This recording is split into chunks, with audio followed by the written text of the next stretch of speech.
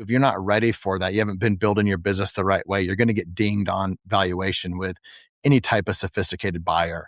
And most buyers are going to have some level of sophistication because they're getting ready to spend a lot of money and pay for value that's been created by you.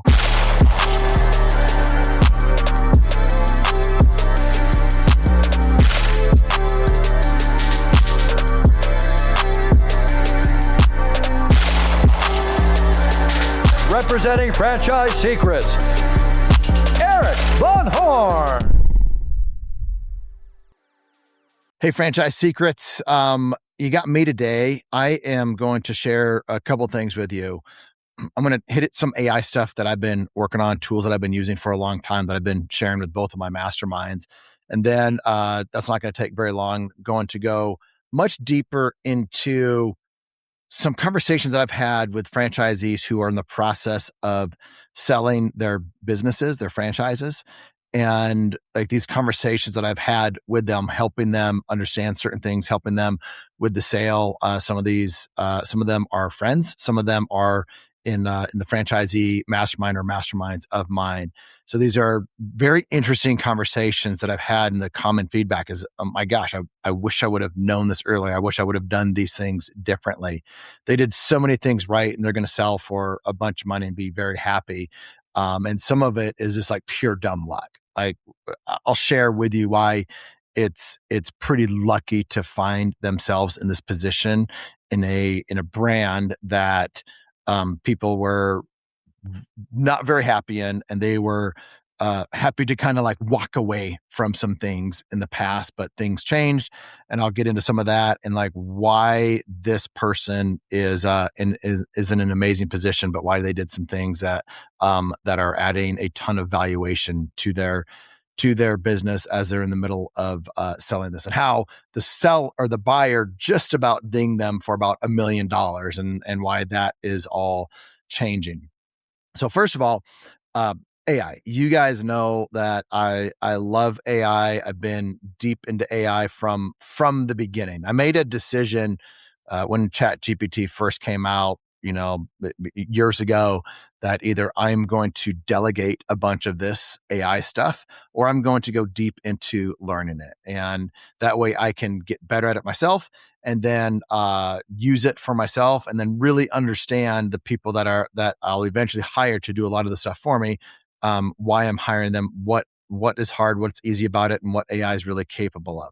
That was my decision back then. And looking back, it was a great decision for me at the time, and especially how things have transitioned and moved. First, I used AI like everybody else does. And that is just asking it questions. It's like a better Google. And then it's like copywriting with M dashes and stupid stuff all over the place. And I was guilty of that. Or I just did it. I don't know if guilty is the right word, but I did that. I had M dashes in some of my copy.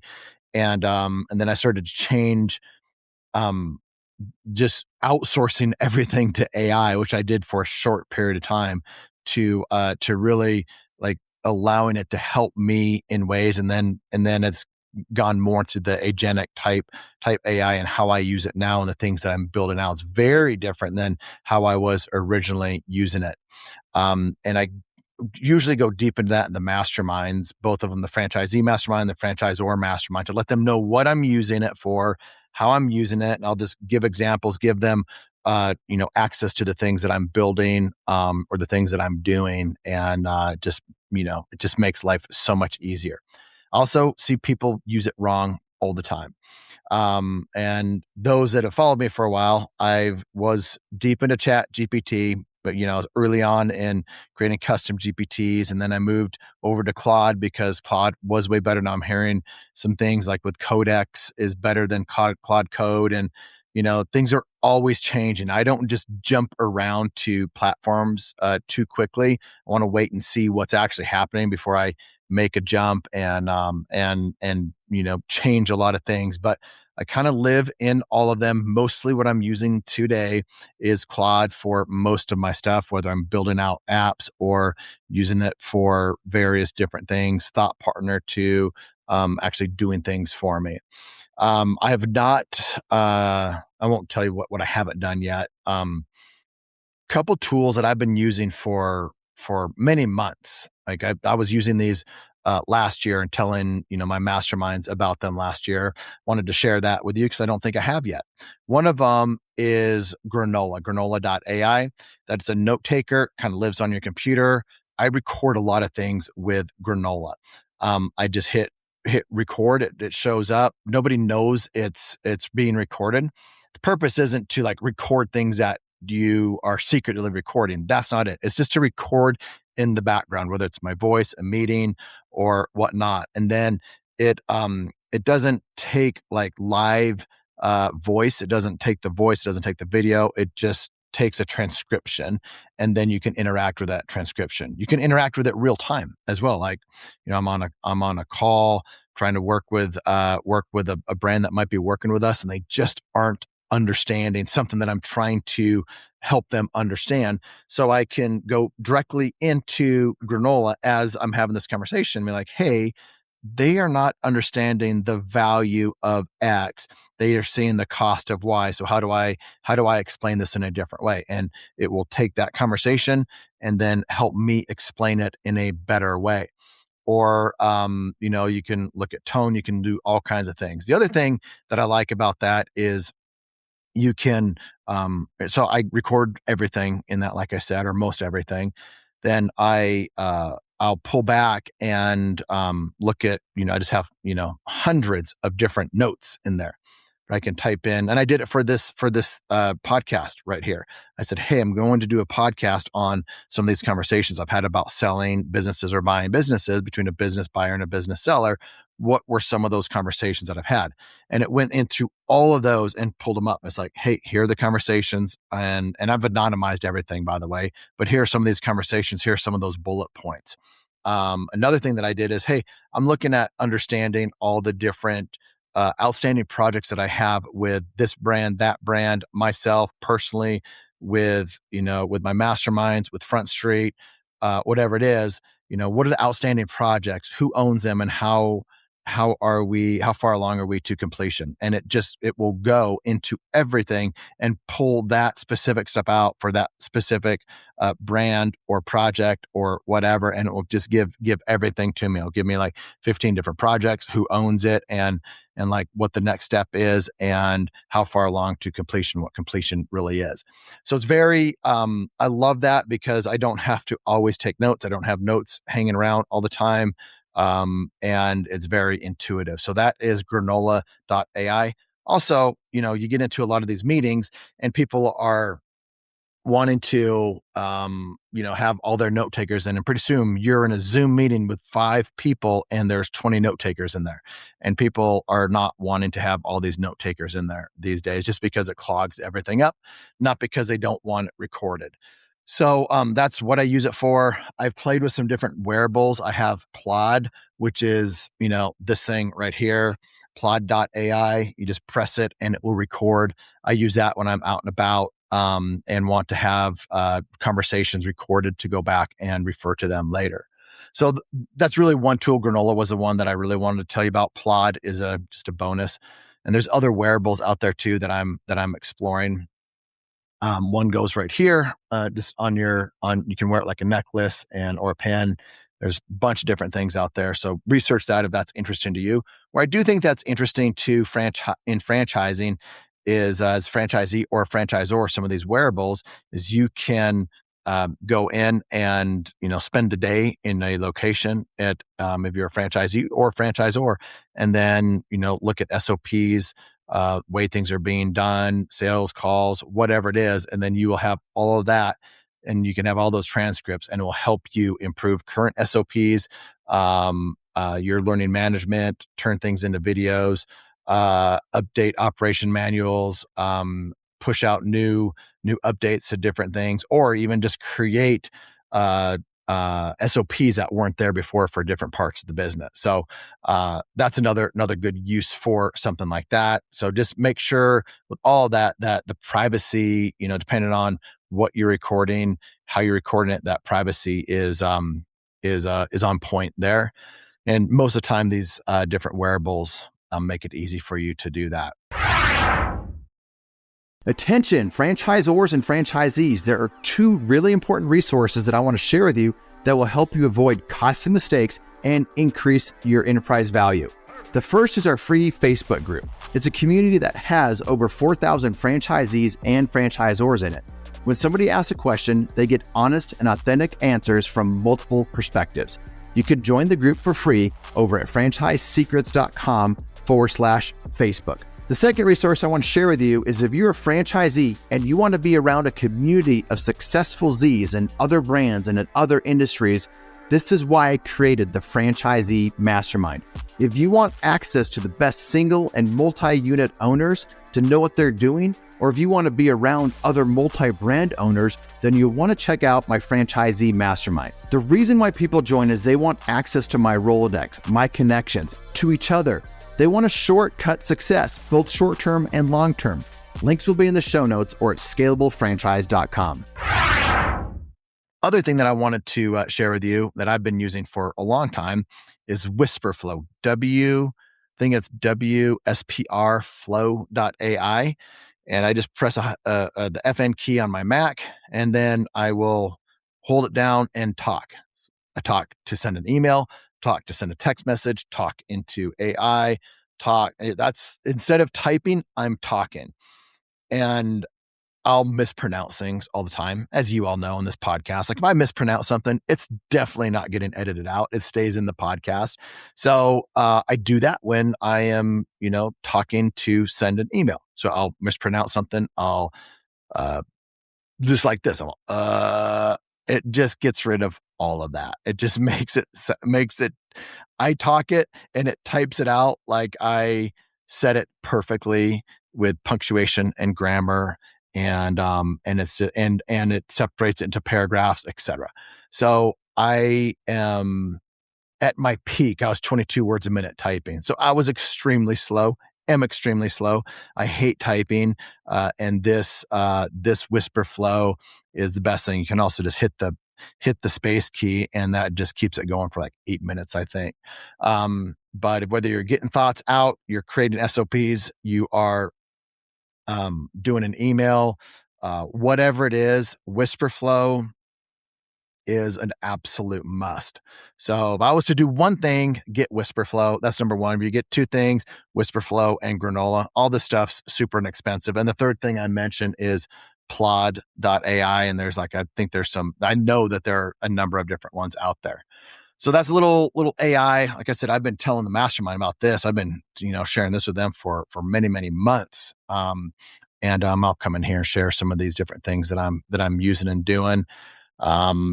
So that's what's going on in the simple technology tool world of that I love. I love shiny new objects. I try to stay away from them, even when I'm working on AI. It's so easy to pick the low hanging what seems like low hanging fruit with AI, but it's really a time suck.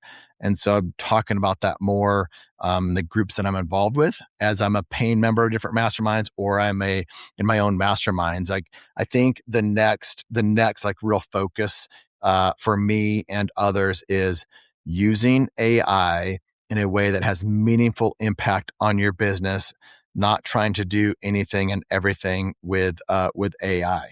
And I'm not talking about just like asking questions. Like that's the basic of basics of AI, using it like a glorified Google, but building software, using code, all of these other types of things. I've been, for those that nerd out on AI, I used Lovable for a little bit. Now I'm deep into Replit, and that's all just vibe coding. But you take a vibe coding project that works well, and then, if you want to turn that into something that's more meaningful for an enterprise like a franchisor, that's great. Or if you just want to have a vibe coded project on Replit that is something that you could use for maybe a younger franchisor or as a franchisee. Those are the types of things that I think are very interesting right now in AI.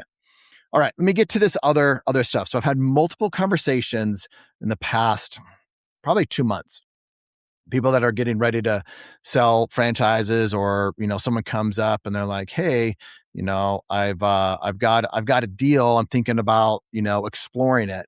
And then others are like, I've had my franchise for sale for a long time, and now I have a buyer that's qualified, and we're working through the process of an actual sale. One, these things take a little while to do. Two, if you're not ready for that, you haven't been building your business the right way, you're going to get dinged on valuation with any type of sophisticated buyer. And most buyers are going to have some level of sophistication because they're getting ready to spend a lot of money and pay for value that's been created by you. And they want to make sure that that they're getting the most bang for their buck, especially if they're paying a premium. And what I would say premium is, anything over 4x. So a multiple. So if you are cash flowing, like, with add backs and everything back in, if you are cash flowing $100,000 and you were selling for $400,000 a sales price, that's 4x. And so I had someone come to me a couple months ago. He's like, hey, you got some time, Erik? And I'm like, sure, absolutely. So for friends, people in my mastermind, I've got all kinds of time for these types of conversations. And so he's like, hey, I've got this buyer that came out of the blue. We're not ready to sell yet, but for the right price, we would sell. And then he's like, I don't know what the valuation would be, but I know that they really are. They're already buying some other franchisees out, and we're kind of in their path of purchasing. So he started to tell me about the deal. The buyer was real. The buyer had money, and I'm like, one of the things they're probably going to do is try to ding you on valuation. So get the valuation done first and see what they're wanting to do, and then send them your information, your financials, etc. And they weren't super clean. They're clean, but they're not like add backs weren't fully in there, but they're pretty good. So he got the offer back, and most of the time when you get the offer back, like that's probably the best offer that you're going to get, and usually they start dinging you after that. And he's like, hey, there's good news and bad news. The bad news is they lowered the EBITDA, the cash flow, by a significant amount. And I'm like, well, what's the good news? He's like, they're giving a pretty good multiple. So just for purpose of this podcast, I'm not going to be specific with the multiple, but just say it's 5.5x. Somewhere between 5 and 6x of cash flow was the multiple. And like, what do you mean they dinged you? Like, how did they ding you? Because your financials were, there might be some add backs that they don't agree with or you don't agree with. But he's like, it's my salary. And he's like, well, what's your salary that you're taking? He's like, I'm really not taking a salary, but they kind of assigned a salary to him. I'm like, of course they would. He's like, what's this, what's the salary that they gave you? And it was roughly, again, I'm not going to give specifics, but for round numbers, let's call it $200,000. So owner in there, $200,000, and at a 5.5x or 6x, like that's significant. That's a $1.2 million at a 6x valuation, and it's near there. That valuation, it's somewhere near there. So that's a $1.2 million ding in valuation. So I'm like, well, that might be true. That actually might be good news if you're putting $400,000 worth of value into it and you're only getting dinged for $200,000, then that works in your favor. But if you're not putting that much into it, then that's probably not working in your favor. So, how much are you actually working in the business right now? And then he told me, and I'm like, okay, so out of that, and it wasn't much. I think it was like 20 hours a week working on and in the business. And like, well, like, what is like the thing that only you can do, your highest and best use? And he's like, it's really, I meet once a day with the team just to make sure. It's kind of like the morning huddle, and then there's a weekly management meeting. Beyond that, I do a lot of thinking, a lot of strategizing, and test new things out in the business and just make sure nothing's broken. Like, so could you go away for a week or two, and would anything break? He's like, no, we do that. And could you do this? And would something break in the business if you were gone for this amount of time or out of the country? It's like, no, everything's fine. It just runs. I'm like, what are you doing in the business? Like, why? Like, what are the things that are non-valuable that are not really worth your time? And so then he started listing some of these things out, and it was things like, some paperwork, some bookkeeping type stuff, and all of these things that were not needle moving things, all of these things that an assistant could do, a virtual assistant could do most of these things.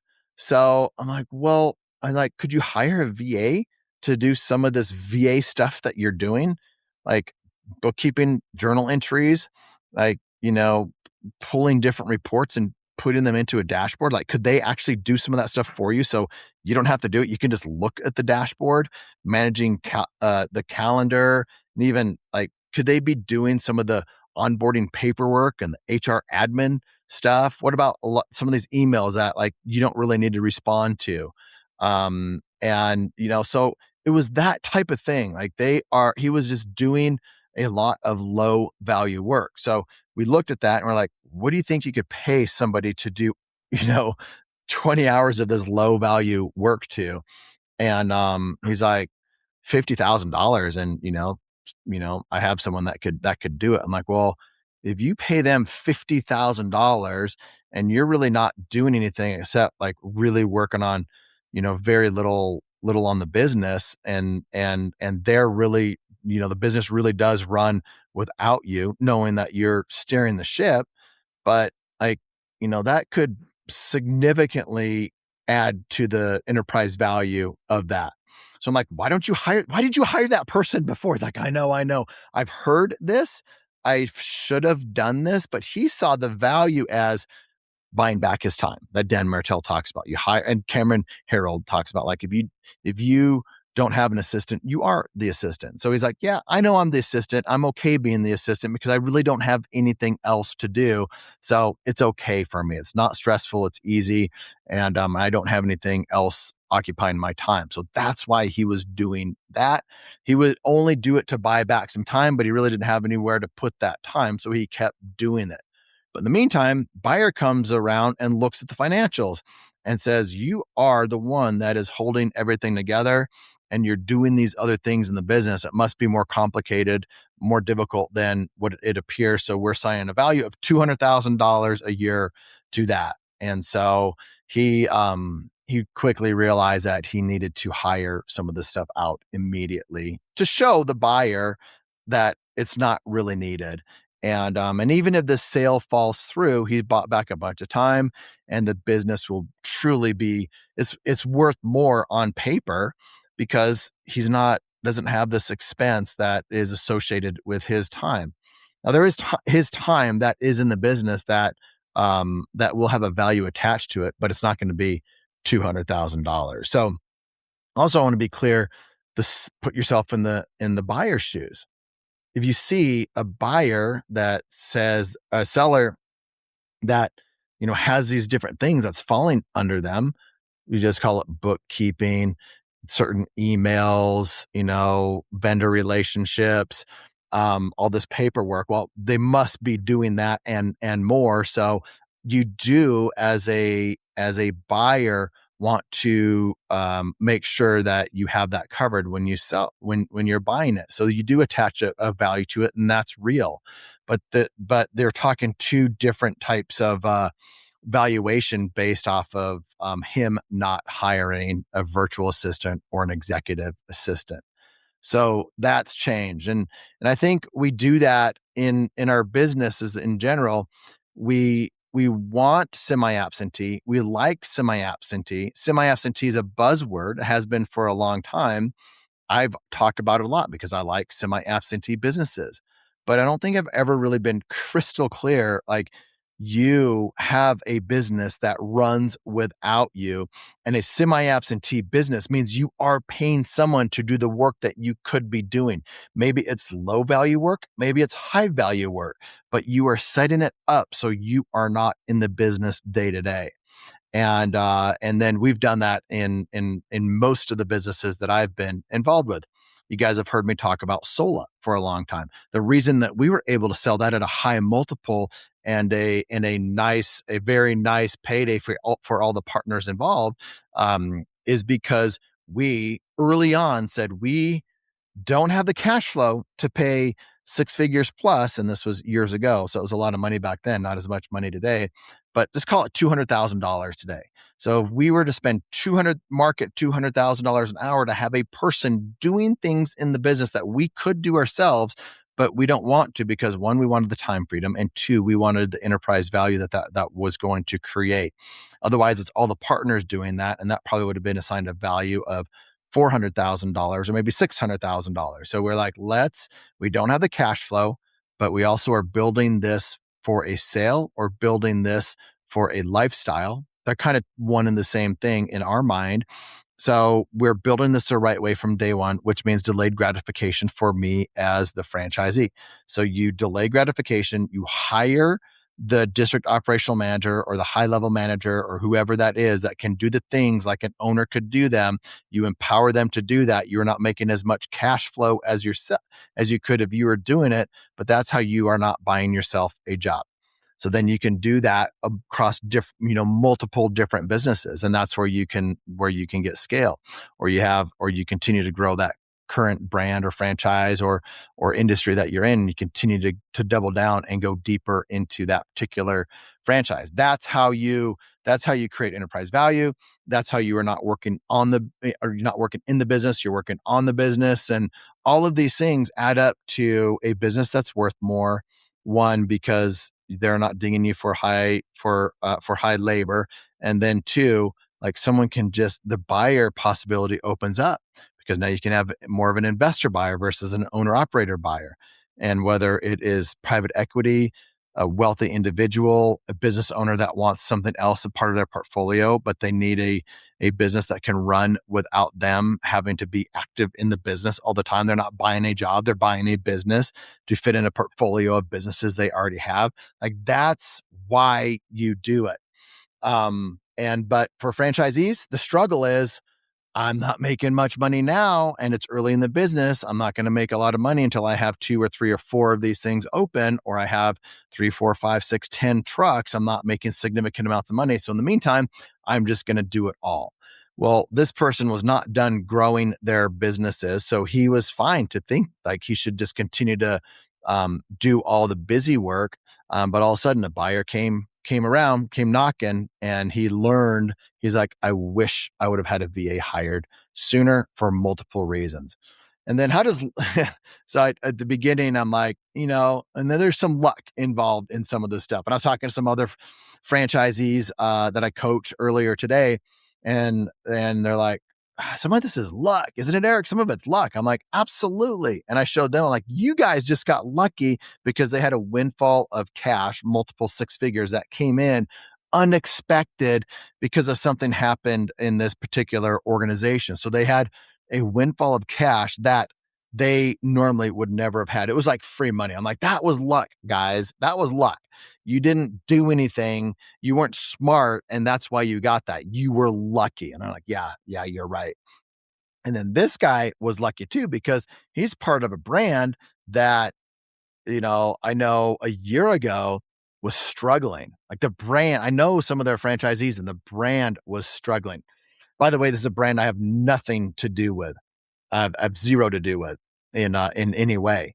But I did know the brand was struggling because I know some of their franchisees, and the brand had made some wrong decisions, some bad decisions, and it was struggling. And then all of a sudden, there's at some point there was private equity, new ownership, new leadership, change of leadership, excess capital in the company, and some different people that were able to have greater influence. So one or maybe all of those things happened, and now the confidence in that brand went up by people that knew what this could mean for the brand, because they've seen it play out in different brands. So that's luck. Like, you can't plan for that. You can't plan for that to happen, but you can plan to have a business that is run without you. And please hear me, not saying you are not doing anything, but you are setting it up for lifestyle, for enterprise value. In my mind, they're one in the same. Now, if something breaks in the business, then you're Johnny on the spot. You can go in there and fix something. You might, worst case scenario, you come back from a vacation because something broke. But that's how you set businesses up, and that's how you take advantage of situations like this guy is getting ready to take advantage of, because a buyer came knocking. Now, he didn't plan for that. He couldn't, but he did have a successful local franchise, even though other franchisees in the system are not nearly as successful. So he's good. He's really good at it. So I think another takeaway is, even if there are struggling franchisees in the system, if you are at break even and you know how to get to profitability, or you are at profitability and you know the levers to pull to reach a great profitability, then you're in a good position, regardless of what's going on in other parts of the country, even neighboring territories. He had neighboring franchisees that were not successful. He's successful. And there's other pockets of franchisees that are successful. So is there luck that the buyer came in? Absolutely. But he positioned himself for a nice exit that is well beyond what other people have seen. Now, here's the other thing. He can choose to do that, or he can choose to be like, I'm going to wait. I'm going to continue to double down. I will be making twice the amount of money in 2 years that he's making today. And then, but is the buyer still going to be there? Is the buyer as bullish? Are there other people that are selling? Has this buyer not done as well as they thought they were going to, or have they done much better and now they're buying out other people at discounts because they have the capital and there's a lot more for sale because people are getting out? All kinds of things can happen, and that's a timing question. My thoughts on timing: I prefer to get out going the way on the way up. I've been on the other side. I've been on the way down, and then really on the way down where I've lost money. I've been open about that. But my preference is to sell not at the peak, but on the way up as you're going to the peak. And I see the pain in franchisees that missed that opportunity, because the other thing with valuation, ideally you're looking at a trailing 3 years of P&Ls. They're looking at cash flow. They're looking at revenue. And then once that thing is going, starts to go south, revenue starts to decrease year over year, month over month. The valuation changes. That's the new trajectory. Put that 5 years out as a business that is going down 10% every year. Your valuation is going to go way down. So if you're thinking about selling, I always think it's best to sell on the way up. Are you going to lose out on some money because you didn't sell at the peak? Absolutely. And that's like another friend of mine who I was with this last week, and he's got the Midas touch. He's like, he sold his fitness concepts as a franchisee to private equity. He sold them to private equity 1 month before COVID, sold 1 month before COVID. So either you are smart building the right way, semi-absentee executive ownership, just, having the right people in the right seats and not doing everything yourself. That's one way to do it the right way. Or you have the Midas touch, and you sell 1 month before, close on it 1 month before a global pandemic. Either way, you're going to do well. So I hope you found some of that helpful, either the AI stuff. By the way, if you're interested in the mastermind, just go to franchisetribe.com, and check out my franchisee mastermind, my franchisor mastermind. We do a lot with AI these days, but I thought that would be a helpful show, since it's real conversations that I'm having with franchisees right now. Thanks for listening to the Franchise Secrets podcast. Links to everything can be found over at franchisesecrets.com. And if you want my help with anything from starting your own franchise to growing your current franchise business, please visit scalablefranchise.com.